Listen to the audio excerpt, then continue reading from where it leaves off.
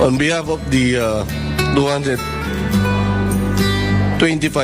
strong men in uniform of the Philippine National Police, on behalf of the 225,000 men and officers of the PNP, we would like to render our snappiest salute to the Commander-in-Chief. Maraming salamat po, Tay, sa lahat po ng tulong ninyo sa PNP. We called it the golden era of the Philippine National Police kasi unang-una po, dahil dito po natin nakita yung pag-angat po, no? Hindi lang po ng ating sweldo, hindi lang po ng kabuhayan ng ating mga kapulisan, kundi po sa lahat po ng aspeto, no?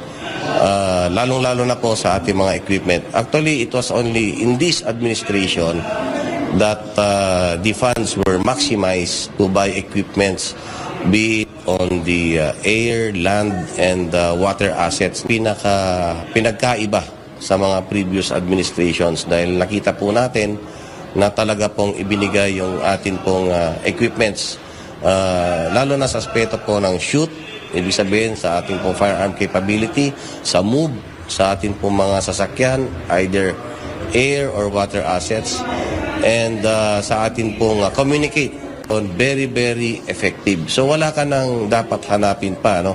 Kasi lahat naman ay binigay na sa atin. So ang gagawin na lang po ng ating kapulisan is to repay back, no?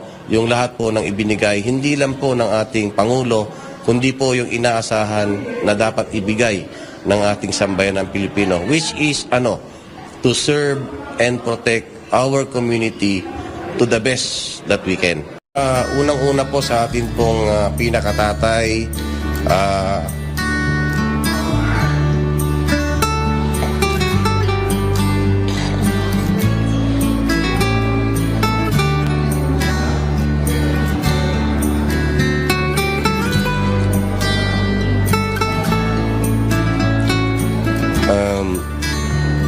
maraming salamat po, Tay.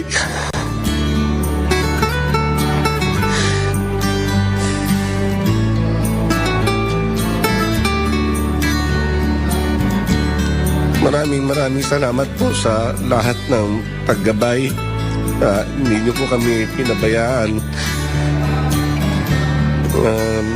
lalo na po sa akin.